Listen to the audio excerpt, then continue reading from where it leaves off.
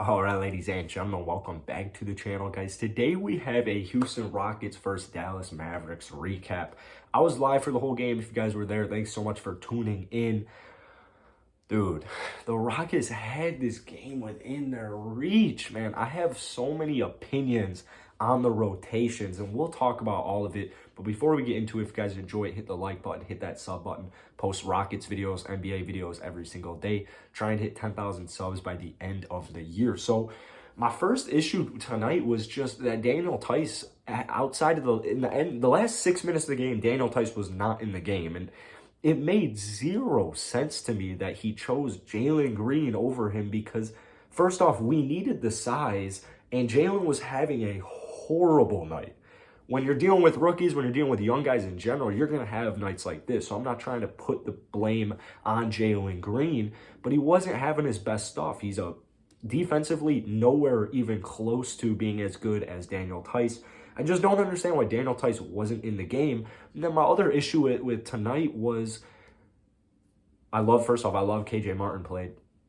Who the hell challenges an and one in the second quarter? Who does that? Even in 2K, you would never do that. You get one challenge a game. And if it's an and one, so really challenges, you're trying to change momentum. You're trying to stop momentum, or you're trying to switch the momentum. If you get fouled and it's an and one, and you challenge the foul, the basket counts.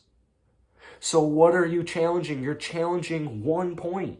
In no way, shape, or form, unless this was the fourth quarter, in my eyes, does that make like a remote bit of sense. It's ridiculous.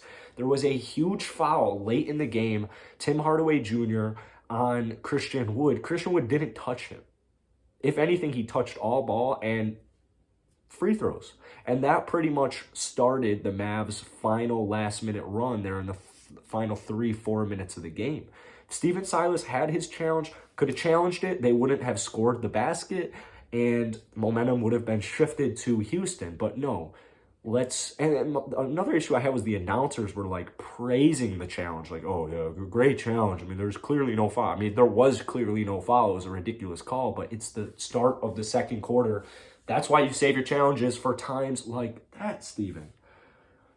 I don't want to rag on Steven Silas that much because we're only 4 games in, and I already know he's getting fired by the end of the year. So I will let it be. The Rockets, they started the game shooting really well. They only finished shooting 42% from the field. However, they made 16 three-pointers, 42% clip. They did a great job shooting the three ball, particularly a guy named Eric Gordon really showed out for the Rockets tonight. We'll talk about him in just a minute. They only got out-rebounded by 1, which is surprising because the Mavs played like 15 guys. They played like their whole roster tonight. And they've got some big bodies down there. They've got Boban, who was feasting. They've got Moses Brown, who's well over 7 foot. They got Dwight Powell. They got Maxi Kleber. They have a ton of big men, and they used them all tonight. So the fact we only got out-rebounded by 1, I think that's a pretty good sign. Assists, same thing. Turnovers were what killed us. 17 turnovers. Dallas had 15, so it was a really sloppy game for them. This was a winnable game, 100%. On the road, a couple of games in, these are the games that you need to win. They'll start winning these games as the season goes on because if you're watching the game, like, you know the Rockets are clicking. Like, you can see the clicking, especially when, like, Şengün's out there. You can really see everything just starting to work, but a lot of it is just like certain players just having off nights. Like tonight in the starting lineup, Jalen Green, maybe his worst game in the NBA, and then Jae'Sean Tate, like honestly, maybe same for him. He was horrible. Like fouls, it was really bad for Jae'Sean. But I actually, you know what, that's not entirely true because he had really good defense, particularly on Luka Doncic for pretty much the entirety of the game. So never mind on Jae'Sean Tate, but offensively, it was sloppy. He had 5 fouls. Like, it wasn't Jae'Sean's best game. Those were definitely the 2 weakest links in the starting lineup. And we'll talk about Kevin here in just a minute because we're talking about free throw. Let's start it off by talking about Kevin.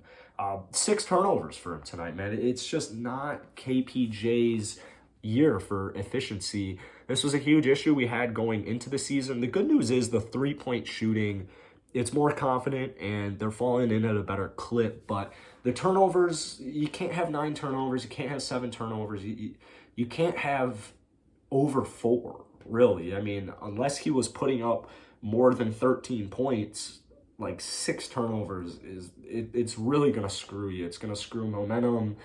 It's just sloppy. Sloppiness is contagious, too. So not Kevin's best game. It hasn't been his best start to the season for him. A lot of people are already calling for a new point guard.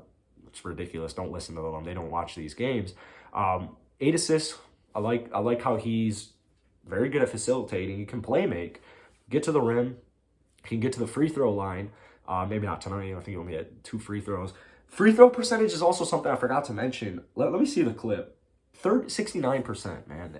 The Rockets shot lights out from the free throw line in the first half, and they had at least 5 missed free throws in the last 12 minutes of the game. It was horrible. And it was from guys you trust, too. It was like Christian Wood, Kevin Porter Jr., even Eric Gordon missed a free throw. So got to clear up the free throws. Got to start making layups. Got to start making free throws. And that's kind of what I mean, where it's like, it was a little sloppy, but you can tell if you're watching these games that the Rockets, they're going to be so much better by the end of the season. Like, they'll probably be winning these games. Like, I wouldn't sleep on them. I don't know how long it's going to take. It might take the whole season. It might take 40 games. But at one point in the season, the Rockets 100% will go on a stretch where they are looking good. Jalen Green, like I said, 4 of 16 from the field, 2 of 9 from downtown. It was just questionable why he was picked above Daniel Tice. I guess the Rockets needed scoring, but more importantly than scoring, they needed defensive stops. And Daniel Tice tonight, in 29 minutes, 5 of 11 from the field, 3 of 4 from downtown. So those statistics alone tell you he was better than Jalen Green by a lot offensively. 10 rebounds, a block, and 15 points for Daniel Tice tonight. So I just would have liked to see Daniel Tice close out this game. I'm not saying Jalen Green should have been on the bench tonight. He probably should have been on the bench in the closing minutes. It just wasn't pretty, man. It wasn't pretty. Daniel Tice had he was one of the lower. So all the Rockets starters finished below. They finished negative in the plus minus. All 6 of the Rockets bench players finished above. They finished positive in the plus minus category. So that's not good. Jayshawn Tate, minus 24. Wasn't his best game. 3 turnovers, 5 personal fouls, only 6 points. Like I said, he had good defense, and then he had a nice bucket late in the game. But other than that, it really wasn't his best night. Christian Wood, he had a pretty fine game. 17 rebounds is exactly what you want to see when talking about Christian Wood. 16 points. He did have 3 turnovers, but had a couple of threes. It wasn't his best game. It wasn't his worst game. But like I said, the 17 rebounds, that is definitely a huge deal. I think that's all the starters. Yeah, I want to say that's all the starters. KJ got some run tonight. Didn't really do much. Only got 5 minutes. Daniel House Jr., he dropped 8 points in only 9 minutes. He was looking really good. He had 2 big threes in the first half, and then he gets hurt. So I think we're still waiting on word about that injury and the duration of it. But Daniel Heiss, it's a good sign. It was a good sign. You got 9 points out of him tonight in literally 8 minutes, or 8 points from him in 9 minutes. David Nwaba, great game from David. He's really showcasing his worth tonight. DJ Augustine had a good game. Eric Gordon, I briefly mentioned him. He finished with 22 points on only 11 shots. So great game from Eric. I totally, there's no harm from his 2 points showing the other night. I'm going to just hope that was a one-time thing this season where he's dropping 2 points. Great game. He had a chip on his shoulder tonight. He was getting to the paint. He was draining threes. He was doing it all. Elfrid Şengün, this is how you're really going to be able to tell who's watching these basketball games. 7 points, 3 assists, only 2 of 2 from the field. 1 of 4 from the field, only 5 points, threw in 2 steals. Statistically, you look at Elfrid Şengün, you're like 1 rebound and 5 points in 14 minutes. What the hell is that, Elfrid? No. Those 2 steals were huge. He was a menace in the paint. He was facilitating well. He had a huge 3. He had his first 3 of his NBA career. It was a good game by Elfrid. He was doing a lot of the dirty work, and he should be starting by the All-Star break. So I'm excited for it. Elfrid Şengün was definitely one of the Rockets' brighter spots tonight, and you'll be able to tell who watched the game and who didn't on their opinion on Şengün tonight. So that's it for today. Hit the like button, hit that sub button. Peace.